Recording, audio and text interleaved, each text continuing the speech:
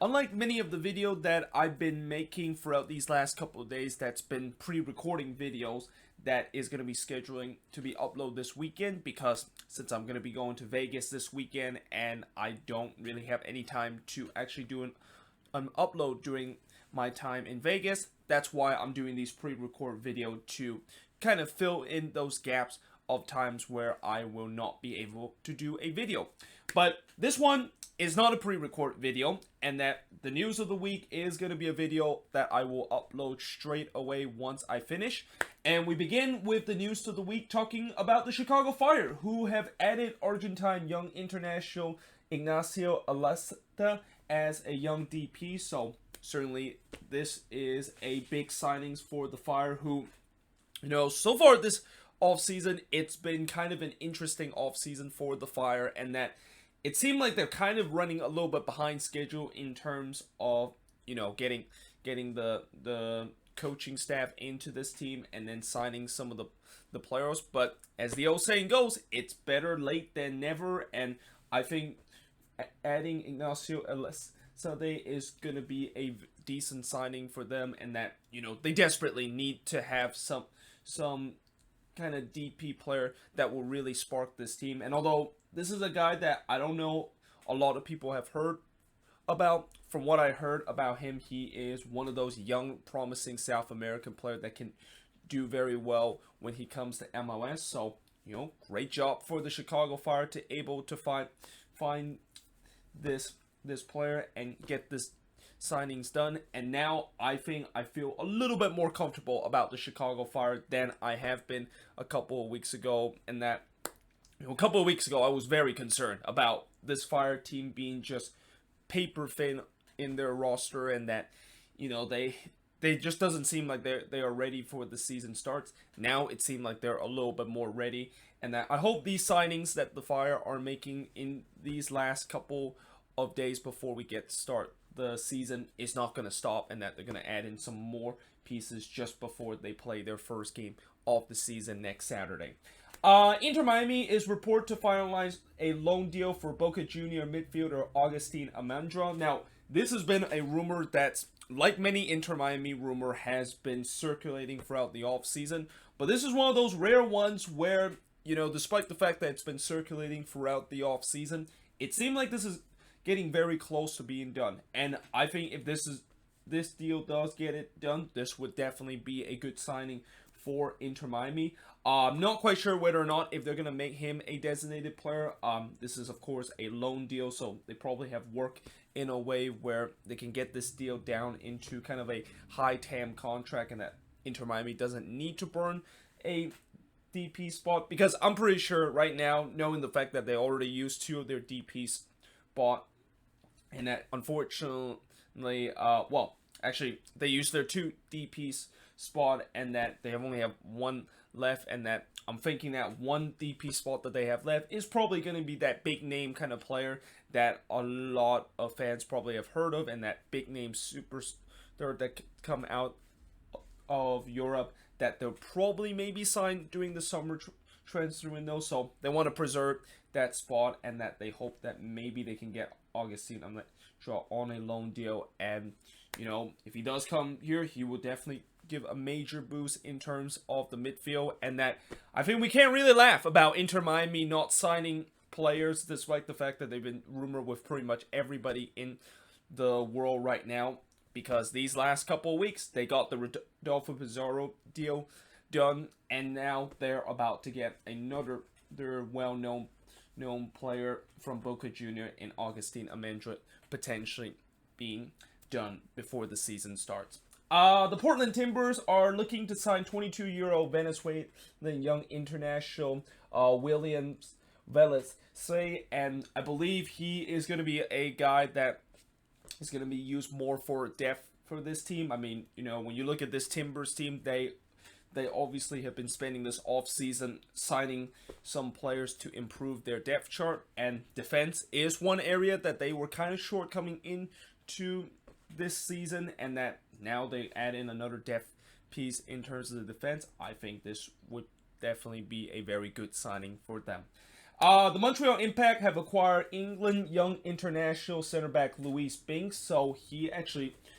plays for Tottenham, although he never appeared for the senior team, and I think he's kind of like more of a reserve player. And we shall see whether or not if this, of course, would help. Obviously, I think Montreal, knowing the fact that they desperately need some center back help, they hope that this is a guy that can help them in terms of solving that center back issue that they have. And the other thing that I will also say about Montreal, which by the way, Montreal is actually playing right now against Saprissa, and I'm kind of partially watching the game as I'm doing these or doing this news of the week. And surprisingly, they're actually up 2-0 against Saprissa, and that of all the MLS team that I thought for sure that is not going to get a win, and that they're going to be heavy underdogs coming into the first leg of this first round of CCL, I would think Montreal would be the heaviest underdog. And yet, they're now on the road leading 2-0 against Saprissa, and that, despite the fact that they've been really defending a lot, and that they kind of are doing something that I saw them doing in the beginning of the season, where they are able to grind out some resort and be very versatile in terms of defensive area. Well, they're doing it again against Saprissa, and right now they seems to be doing very successful in terms of that. And this is why, with Montreal, as much as I know a lot of people don't really think that they are going to move on, and a lot of people dismiss their chance of going deep into CCL, maybe not. And this is the reason why I also kind of said that, with this Montreal team, they have a history of going deep into CCL, and they have a history where you don't think they're going to go deep in CCL because they're the underdogs, and then they end up being in the CCL final like they did a couple of years ago. So don't be surprised. Are we going to see that happening again? And maybe this time, I think it's even more impressive with the way that during this preseason, I believe they lost every single game in their preseason, and that there was even more speculation. The fact that not only they're the underdogs coming into the game against Saprissa, but there's no way the fact that they cannot win any single game in the preseason and are supposed to be ready for the CCL game against Saprissa. But that doesn't seem like it's the case, and they're up 2-0 right now in the 69th minute. So yeah, we'll see whether or not if they can, of course, pull off the victory and become the first MLS team to win this season in the CONCACAF Champions League. But going back to what I said about this, we'll see whether or not if this is going to be a good fit for them. And then moving on in terms of the next news, FC Cincinnati is nearing a deal for Ajax attacking midfielder CM de Jong. And this is kind of an interesting news because this news was first reported back on Sunday. And as you are all aware, ever since this news was reported on Sunday, something dramatic happened to FC Cincinnati, and that on Monday, Ron Young, the head coach of FC Cincinnati, hands in his resignation in terms of this racial slur investigation, which, by the way, I did a video in terms of reacting in terms of this investigation that is going on, and also him resigning as the head coach of FC Cincinnati. And I did a little bit more to try to clarify in terms of what I was trying to say in the last news of the week, where I kind of first talk about how there was this racial slur investigation that was coming up that involved the current head coach of FC Cincinnati. And it seemed like either I didn't do a good job in terms of clarifying, or the fact that I just made it worse in terms of trying to clarify with you guys what I was trying to say and kind of my reaction to this news. Because in that second video that I made in terms of talk about this issue, there was definitely more downvotes, and there was definitely more negative comments. And I think all I'll say about this is that, one, I feel like maybe I made it even more unclear and probably might have offended one of the group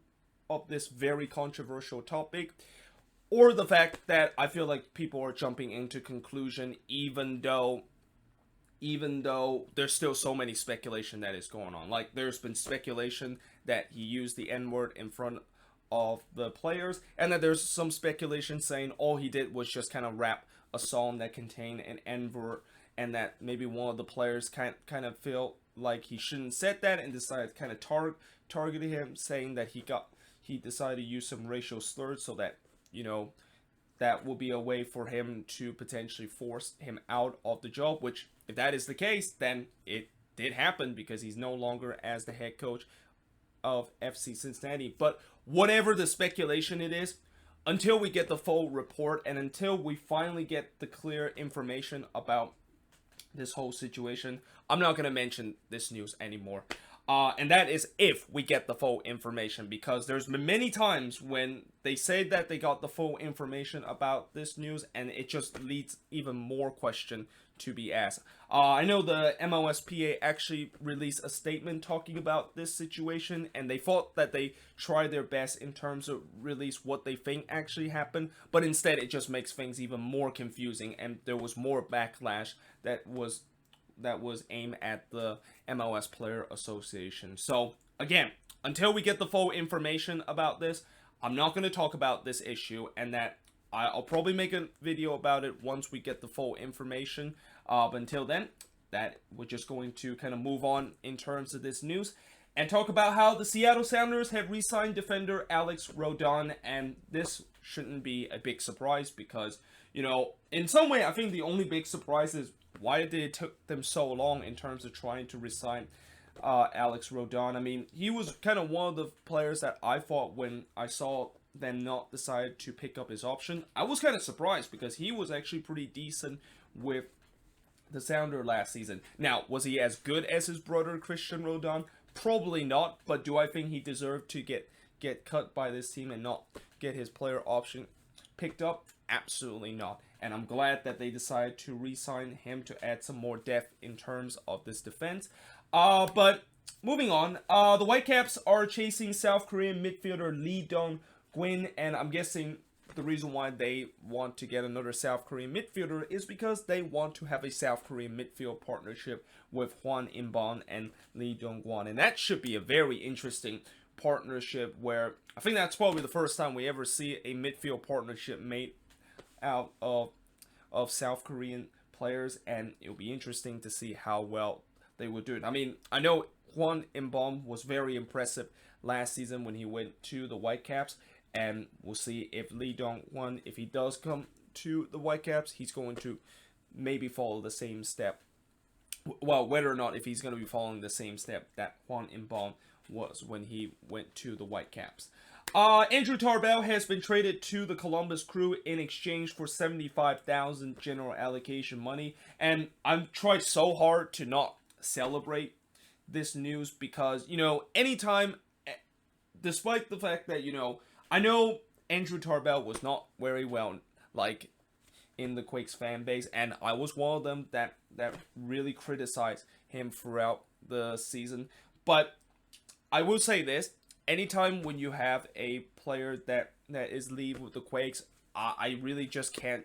celebrate and just say, thank God we finally got rid of this guy. But that being said, you know, in some way, I'm happy the fact that we finally free up his cap space that was just really just dead weight in terms of the cap space that we had. And the fact that we were even able to get anything out of this is kind of a miracle, because I thought for sure that we were going to maybe cut him before the season start. And yet, Columbus decided to scoop in, and I think the reason why Columbus want to scoop into this deal is because I heard Matt Lampson was injured in their team, and that they kind of really want to have free goalkeeper in their roster, so that's why they decided to get Andrew Tarbell,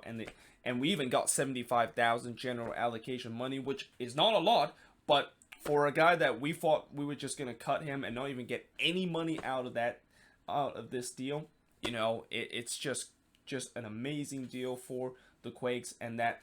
you know, certainly for Andrew Tarbell, I wish him the best when he goes to Columbus. I'm not quite sure if he's going to get a lot of minutes because he's probably going to be a third string goalkeeper doing there, but I wish him the best and thank you for his service with the Quakes. And now I think JT Marcinkowski most likely is going to be taking full control of his spot and is going to be the guy that not only is going to be the backup goalkeeper for the Quakes, but might be the starting goalkeeper in a couple of years once Daniel Vega moves on from the Quakes.